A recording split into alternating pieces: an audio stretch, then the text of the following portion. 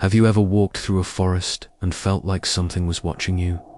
Not an animal, not a person, something else. Something that hides behind the silence. There's a forest they don't put on maps. People say it's just old stories, but some who go in never come back. Others come back changed, quiet, distant. And when you ask them what happened, they only say one thing. The forest didn't want me to leave. Sounds like a ghost story, right? That's what Aaron thought too. He was wrong. This isn't just a scary tale.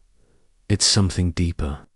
Something that pulls you in until you forget who you were before the trees started whispering your name. Stay with me until the end, and you'll understand why some forests aren't just alive. They're hungry. Some places feel wrong the moment you step into them. Not because of what you see, but because of what you feel. You don't hear birds. You don't feel wind. It's like the whole world is holding its breath. That's how this forest is. It doesn't look scary. No dead trees. No warning signs. Just deep green silence. But something inside it waits. Not like a monster, more like a mind. Have you ever felt like a place knew you were there? Like it watched you quietly, learning everything about you, even the parts you try to forget. Some people say the forest is cursed. Others say it's just nature being nature. But maybe the forest isn't evil at all. Maybe it's just lonely. And when someone enters its quiet world, it finally feels alive again. It doesn't want to hurt you. It just doesn't want to be alone. But to stay, you have to give up something. Your thoughts, your past, your way out. Aaron didn't know this when he walked in. He just wanted peace. But peace is not what he found. Aaron wasn't running from anyone. He was running from everything. He worked in a loud city, deadlines, phone calls, endless screens. It wore him down piece by piece. He didn't tell anyone, but a few weeks before he left, he had a breakdown. One night, he just stood in his apartment, in the dark, and thought, what would happen if I disappeared? Not forever, just long enough to feel like himself again. If that was even possible. He picked a forest no one really talked about. No tourists, no signs, just deep green silence. He had read a blog post once. Something about the forest being strange. But the writer sounded like a crazy person, so he didn't think much of it. He packed his camera, a small tent, some food, and left a note saying he'd be gone for a few days. No signal, no updates. He told himself this was for healing, for quiet. But deep down, Aaron wasn't just looking for silence. He was looking for something that made him feel alive. He didn't know the forest was already waiting for him. The first day was peaceful. Aaron set up camp near a small stream. The trees stood tall, their branches still. The only sound was the soft trickle of water. He took photos, trees glowing. In golden light, shadows dancing between trunks. It felt perfect, but that night something changed. Not loud, not sudden, just strange. The wind stopped. The stream stopped. No bugs, no birds, just heavy silence. Aaron didn't sleep much. He kept waking up, thinking he heard something moving, but every time he looked outside, nothing was there. The next day, he hiked deeper in. He wanted to find something special, a place no one had seen before. But the paths didn't make sense. He followed a trail that should have led east, but somehow he ended up back at his campsite. He laughed it off, told himself he was tired, made a new plan. That night, he checked his camera. The photos were wrong. Some were blank. Some were blurry. In one, the trees looked like they were bending toward him. He didn't remember that. Then he saw the last photo. It was taken from behind him. He was in it, but he never set a timer. Aaron stared at the screen for a long time. He didn't move. He didn't blink that night. He didn't sleep at all. By the third day, Aaron was losing track of time. The sun still rose and set, but it felt wrong, too fast, too quiet. He walked for hours, but the forest never seemed to change. Same trees, same rocks, same sounds, or lack of them. And then came the whispers. At first, they were soft. Too soft to understand. But they always came when he stopped walking.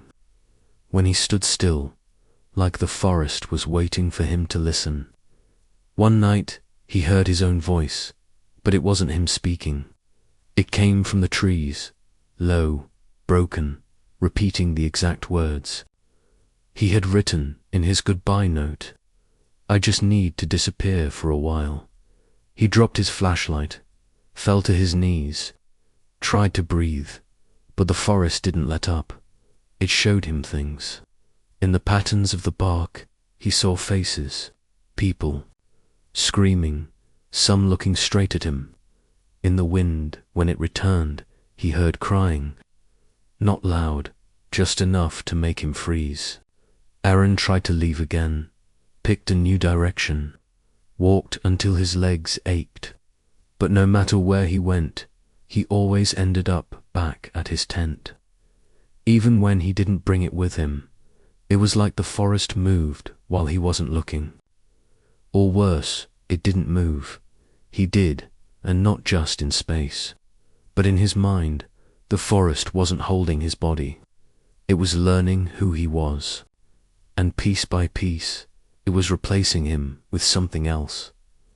Aaron stopped checking the time.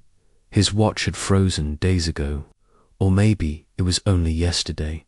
He didn't know anymore. Food ran low. His feet were blistered. His lips cracked. He couldn't tell if he was sweating or just leaking fear. His camera was dead, but he still carried it. It felt like the last piece of the world he had left. He talked to himself now, not to stay calm, that was long gone. He talked because the silence was too loud, too alive. One morning or night, he found something new. A circle of stones. At the center, a backpack. Not his. Inside was a journal, water-damaged, torn. But the writing was clear enough. I tried leaving 9 times. It brings me back. I stopped. Fighting on the 10th. That's when the voices got quieter. That's when I started forgetting why I ever wanted to leave. Aaron's hands shook. He looked up and saw her, a woman, standing between the trees, still pale, silent. Her clothes were old, her eyes empty. She didn't blink. She didn't move. He called out, no answer. But her lips moved. And though he heard nothing, he understood.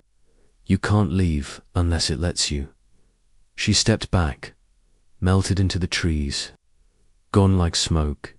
Aaron ran, fell, crawled, but every turn led him back to the same circle, the same journal, now open, to a new page.